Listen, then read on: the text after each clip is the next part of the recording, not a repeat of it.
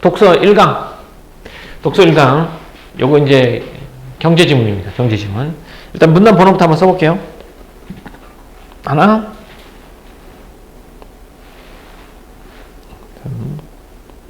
4.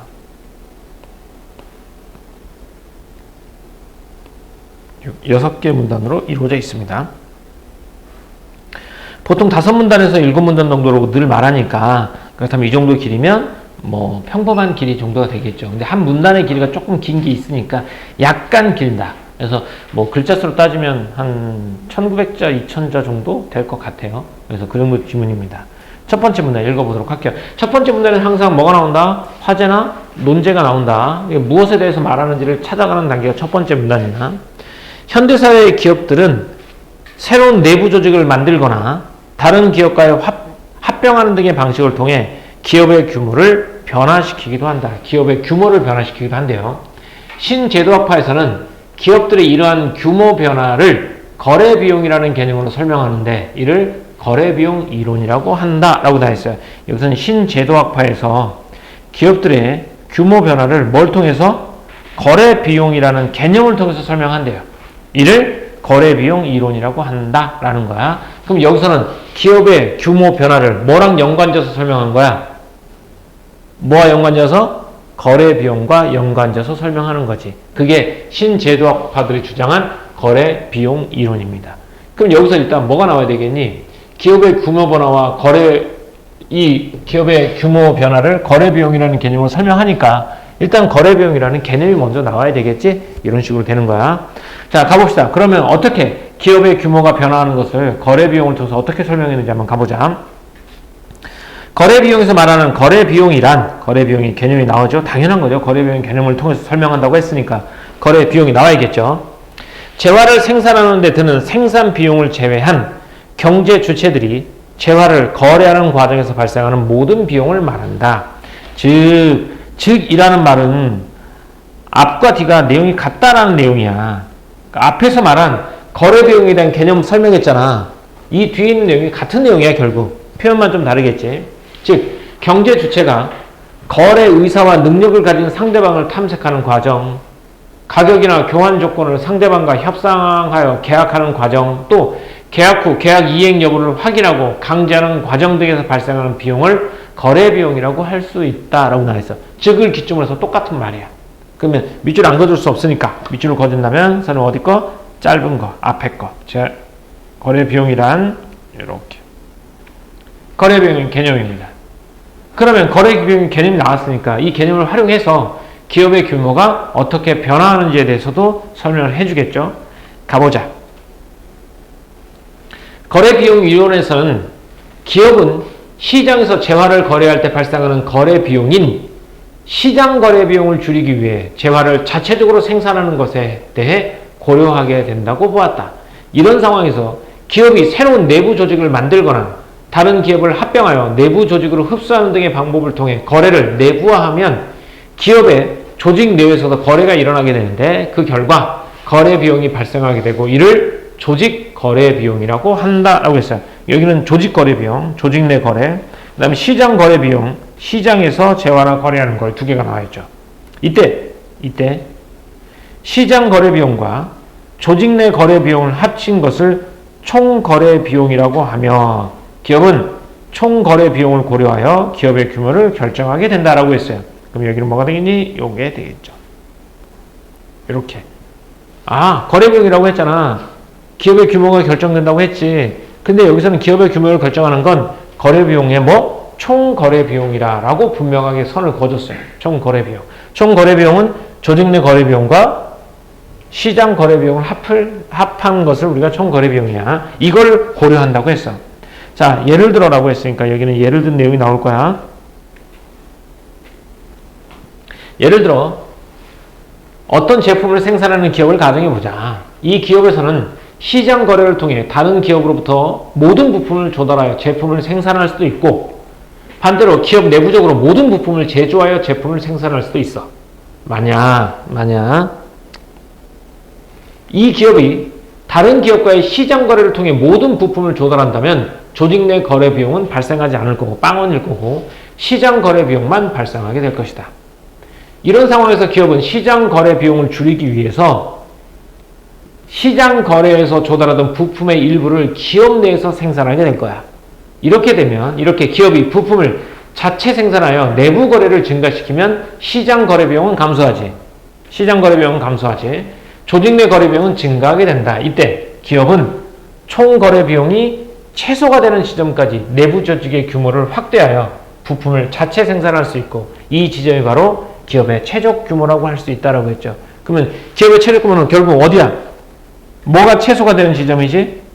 총 거래 비용이 최소가 되는 지점까지 내부 조직의 규모를 확대하여 부품을 자체 생산할 수 있고, 이 지점이 바로 최적 규모라고 할 수 있다라고 했어. 즉 가장 바람직한 규모는 거래 비용이, 총 거래 비용이 어디가 되는 지점? 최소가 되는 지점이다라고 본 거죠. 이렇게. 그러면 기업의 규모는 뭐에 따라 결정되는가? 이 총 거래 비용이 최소가 되는 지점에 따라서 기업의 규모가 결정되는 거야. 여기까지 하면 여기 이제 여기서 설명하는 거, 여기서 설명하는 게 끝나버렸잖아. 그지? 끝났어. 원래는 여기서 글이 끝나도 상관은 없어. 뒤에 새로운 내용이 나오죠. 그렇다면 전환되는 거야. 그렇다면 전환되죠. 거래 비용이 발생하는 요인은 무엇일까? 그럼 거래 비용은 왜 발생하는 것일까? 라고 나와 있어요. 그냥 밑줄 긋게요. 이게 중심 내용이니까. 거래 비용이 발생하는 원인이 되니까, 요인이 되니까. 거래 비용 이론에서는 이를 인간적 요인과 환경적 요인으로 나누어 설명한다. 요인이 다시 두 가지. 얘도 밑줄이야. 두 개로 나눠주면 무조건 밑줄. 인간적 요인과 환경적 요인으로 나누어 설명한다라고 나와 있어요. 그럼 먼저 뭐가 나오겠니? 인간적 요인이 나오겠죠? 그래서 인간적 요인에는, 인간적 요인은 뭐? 인간의 제한된 합리성과 기회주의적 속성이 있다라고 했어. 두 가지죠. 뭐하고 뭐? 제한된 합리성과 기회주의적 속성이 있다라고 나와 있어요. 그래서 먼저 세모 기회주의적 제한된 합리성이 나오겠죠. 인간은 거래 상황 속에서 정보를 수집하고 처리할 때 완벽하게 합리적인 선택을 할 수 있는 존재가 아니라는 것이다. 다음으로 라고 나와 있어요. 두 가지죠. 그럼 앞이가 제한된 합리성, 두 번째가 기회주의적 속성이 될 거야. 인간은 효용의 극대화를 위해 자신의 이익만을 추구하는 기회주의적 면모를 보일 가능성도 높다는 것이다. 됐죠? 두 가지 나왔죠? 이와 같은 인간적인 요인에 의해 거래 상황 속에서 인간은 완벽한 선택을 할 수 없고 거래 상대를 전적으로 신뢰할 수 없으므로 거래 과정 속에서 거래 비용이 발생하게 된다는 것이다 라고 했으니까 밑줄이 좀 많더라도요, 여기 다음 밑줄을 여기 할게요. 얘가 왜 밑줄이 많아지냐면, 엄밀하게 말하면 요 문단의 밑줄은 있잖아, 요 문단의 중심 밑줄은 얘밖에 없는 거야. 얘밖에 없어. 얘 인간적 요인과 환경적 요인으로 나눈다고 했지. 이 밑줄은 이 문단과 이 문단에 해당하는 중심 문장이 된 거야. 그러니까 얘는 여기에 맞죠. 그럼 인간적 요인 나왔으니까 그 다음에 무슨 요인 나올까요? 환경적 요인 나오겠죠? 그래서 그 다음이 환경적 요인입니다. 환경적 요인 네모 치고요. 자산 특수성과 정보의 불확실성 등이 있다라고 했어요. 먼저 자산 특수성이라고 개념 설명해 줬으니까 여기가 1이 되겠죠. 다양한 거래 주체를 통해 일반적으로 구할 수 있는 자산이 아닌 특정 거래 주체와의 거래에서만 높은 가치를 갖는 자산의 속성을 말한다.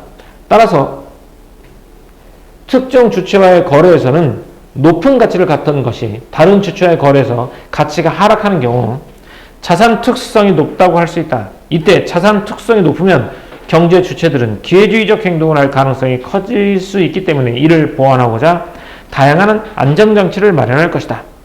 이로 인해 거래 비용은 더 높아질 수 있는 것이다. 다양한 안전장치를 마련하잖아. 그러다 보니까 거래 비용이 높아진대.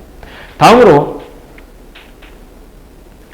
거래 상대의 정보를 확인할 수 없는 상황에서 거래 주체는 자신의 이익을 보호하기 위해 정보를 공유하지 않을 가능성이 높다라고 했지. 이게 두 번째가 뭐냐면, 하나가 정보의 특수성이었고요.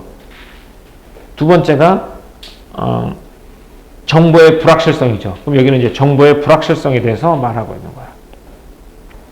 정보가 불확실하기 때문에 일반적으로 정보가 불확실한 거래 상황일수록 거래 주체들은 상대의 정보를 알아내기 위한 노력을 할 것이고, 이로 인해 거래 비용은 높아지게 된다. 거래 비용이 높아지게 된 이유가 나와있죠. 여기 문단에서는 두 개를 다 묶을 수 있는 건 그냥 여기다 밑줄할게요.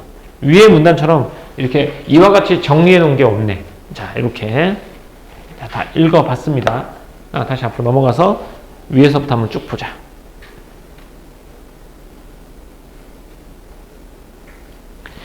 자, 신제도록화에서는요, 기업의 규모 변화를 거래비용을 통해서, 거래비용이라는 개념을 통해서 설명했어요. 이걸 거래비용 이론이라고 합니다. 거래비용 이래요. 이래. 거래비용 이거야. 근데 거래비용에는 시장거래비용과 조직거래비용이 있고요. 이 두 개를 합친 걸 총거래비용이라고 해. 그래서 기업의 규모는 이런 총거래비용을 고려해서 결정하게 돼요. 예를 들어 설명했죠. 결국 총거래비용이 최소가 되는 시점이 바로 조직의 최적 규모라고 할 수 있습니다. 그러면 거래비용이 발생하는 원인은 뭐냐? 이런 인간적 요인과 환경적 요인인데, 인간적 요인은 제한된 합리성과 기회주의적 속성 때문에 거래비용이 증가되는 거고요. 그래서 전적으로 거래비용 증가, 환경적 요인은 자산의 특수성과 정보의 불확실성 때문에 거래비용이 증가하게 된다라고 되어 있습니다. 됐나요? 자, 그 정리가 깔끔하게 됐죠? 자, 그러면 거래비용 정리가 깔끔하게 됐다면 문제를 한번 풀어보도록 합시다. 자, 윗글을 통해서 알 수 있는 내용으로 적절하지 않은 것 했습니다. 1번, 거래비용의 종류. 항상 본문을 자꾸 넘겨봐야 돼. 니는 바로 옆에 있으니까 볼 수 있죠? 거래비용의 종류 몇 가지 있어요? 첫 번째 뭐? 시장 거래비용. 두 번째 뭐? 조직 내 거래비용. 합쳐서 총 거래비용. 맞죠? 총 거래비용의 개념 나와 있죠? 뭐와 뭐를 합친 거? 시장 거래비용과 조직 거래비용을 합친 거 나와 있죠? 시장 거래비용을 줄이는 방법. 어떻게 하면 시장 거래비용이 줄어들까요?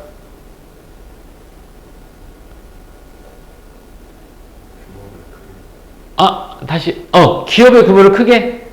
비슷해. 근데 그걸 다른 말로 하면 뭘 늘리면 돼? 조직 내 거래를 늘리면 시장 거래 비용은 줄어들 수밖에 없죠. 맞죠? 기업의 규모가 변화하는 이유는 거래 비용 때문이죠. 기업 규모와 생산 비용의 관계. 얘는 생산 비용 관계는 본문에 나와 있지 않습니다. 그래서 35번의 답은 5번. 이렇게 깔끔하게 볼게요.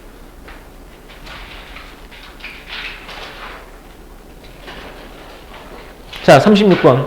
거래 비용이 발생하지 않는 상황으로 거래 비용이 발생하지 않는 상황으로 적절하지 않은 것. 거래 비용이 발생하는 상황으로 적절하지 않은 것 됐어요. 그럼 거래 비용이 아니라는 것이겠죠? 본문에서 가죠. 그렇죠. 본문 무조건 본문. 거래 비용 개념 준서 한번 읽어줘봐. 거래 비용 개념이 뭐죠?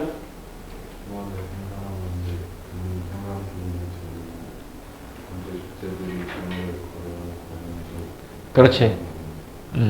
생산 비용을 제외하는 그런 것이겠죠. 자, 여기서 거래 비용이 아닌 거 있어요. 하나. 뭡니까? 몇 번? 1번. 1번은 무슨 비용? 이건 무슨 비용? 생산 비용. 이렇게 되는 거야. 그러니까 이런 게 나오면 이 선택지를 보면서 뭔가 답을 찾아내려고 하지 말고 일단 거래 비용이 뭔지 가서 보는 게 맞아. 알겠지? 집을 구매하는 사람이 집을 판매하는 사람을 탐색할 때 이거 다 거래 비용이잖아요. 그죠? 얘 제외한 거니까. 다음. 그래프 A를 바탕으로라고 했죠. 이 그래프가 나오면 일단 기본적으로 그래프를 읽을 수 있어야 합니다. 이쪽은 거래 비용이고요. 이쪽은 조직 내 거래입니다. 그죠? 여기는 100% 시장 거래가 되겠지. 시장 거래와 조직 내 거래. 이쪽으로 가면 갈수록 이쪽으로 가면 뭐가 높아지고 시장 거래 비용. 이쪽으로 가면 뭐가 조직 내 거래 비용이죠. 이 그래프를 한번 봅시다. 시장 거래 비용이 이렇게 줄어들게 되죠. 그러면 조직 내 거래 비용이 이렇게 늘어나게 되죠. 그죠? 그렇게 되면 총 거래 비용이 이렇게 됩니다. 그러면 기업의 최적 규모는 총 거래 비용이 어디일 때죠? 어디야? 이 지점이 되겠지. 총 거래 비용이 최소일 때 뭐가 된다고 했어? 최적 규모가 된다고 했지. 그래, 여기서 결정하게 되는 거야. 여기서 시장 거래 비용이 감소한다는 얘기는 뭐가 증가한다는 얘기야? 조직 내 거래 비용이 증가한다는 얘기가 되는 거죠. 그렇죠? 오케이, 좋아. 이거 가지고 A 부분을 통해서 풀어보는 거였어요. 한번 문제 살짝 한번 가봅시다. 1번. 조직 내 거래 비용이죠. A에서 B로 증가했다면 기업은 시장에서 조달했던 부품의 일부를 자체 생산하겠다는 결정을 내렸기 때문이다. 맞습니까? 자체 생산하니까 뭐가 늘어나는 거니? 조직 내 거래 비용이 늘어나고 시장 거래 비용은 줄어드는 게 되는 거죠. 1번은 맞습니다. 2번. 시장 거래 비용이 C에서 F로 감소했다면 뭐가 조직 내 거래 비용이 늘어났다는 얘기가 되겠죠? 기업의 내부 거래를 증가시켰기 때문이다. 맞죠? 내부 거래 비용, 조직 거래 비용이 나와 있으니까. 3. D에서 2로 총 거래 비용이 줄었다면 조직 내부의 규모를 축소하겠다는 결정을 내렸다. 조직의 규모는 축소됐을까요? 늘어났을까요? 그렇죠. 조직의 규모는 어떻게 해서 늘릴 수 있다고 나오죠? 첫 번째 문단. 조직의 규모와 관련된 첫 번째 문단이 있거든요. 조직의 규모는 어떻게 하면 늘어납니까? 새로운 기업을 합병하거나 아니면 내부에서 뭔가 자체 생산하게 되면 되는 거지. 즉, 조직의 규모는 조직 내 거래 비용이 증가함에 따라 조직의 규모는 커지게 되죠. 그럼 답은 몇 번? 3번이 되겠죠. 4번. 총 거래 비용이 2에서 최소가 된다면 이 지점이 기업의 최적 규모가 될 수 있고요. 5번. F에서는 시장 거래 비용이 빵이에요. 그렇다면 뭐가 최대가 되겠어? 조직 거래 비용이 최대가 되겠죠? 기업의 모든 부품을 기업 내부적으로 제조하기 때문에 시장 거래 비용은 발생하지 않는다. 시장 거래 비용은 빵입니다. 됐죠? 이렇게 해서 풀어봤습니다. 자, 그 다음.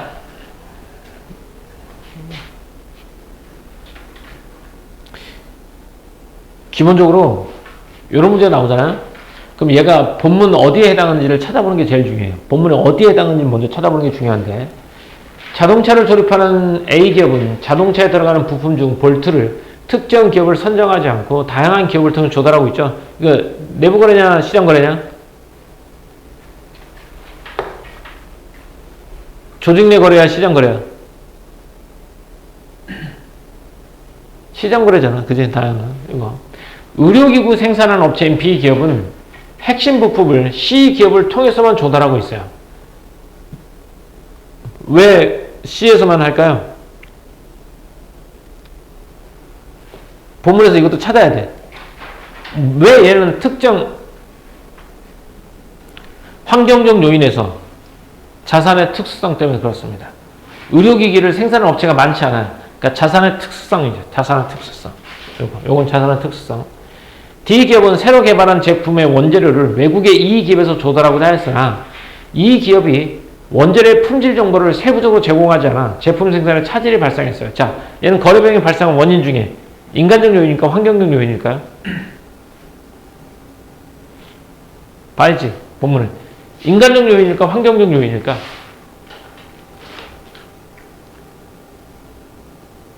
정보를 제공하지 않아요. 환경적 요인 중에 몇 번째 거? 두 번째 거.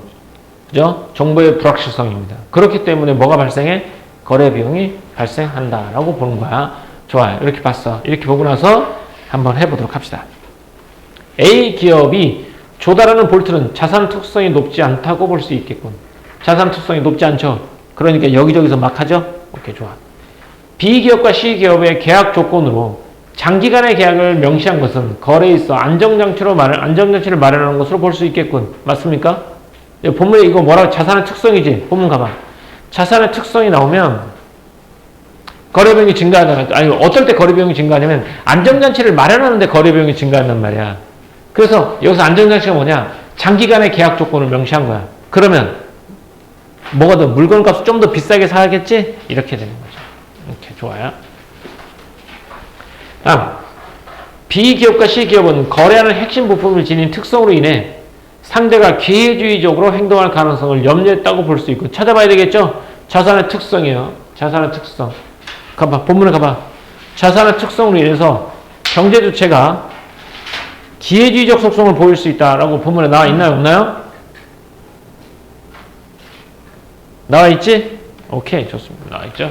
맞아요. 다음.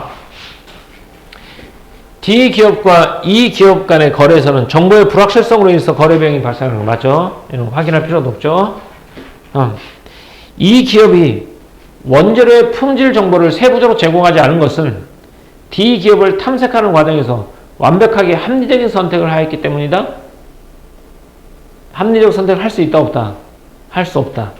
제한적 합리성이니까. 그것도 틀렸고요. 최종적 정보를 제공하지 않은 것은 뭐 합리적 선택은 아니죠. 그죠? 답은 5번입니다. 이렇게. 자, 39번 어휘 문제네요. 풀어볼까요?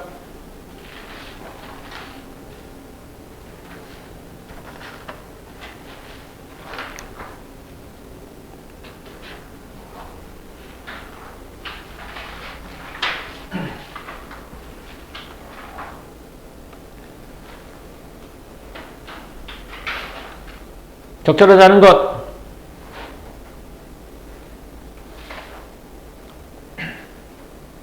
1번. 이행이라는 얘기는 뭐뭐에 따라 행동하는 것이니까 이행이죠. 그럼 이렇게, 이건 뭐라고 할까? 둘 이상을 한꺼번에 행하는 걸 우리는 뭐라고 하죠? 병행. 병행이라고, 병행. 둘 이상을 한꺼번에 행하는 것을 우리는 뭐라고 한다? 병행이라고 한다. 됐습니까? 오케이.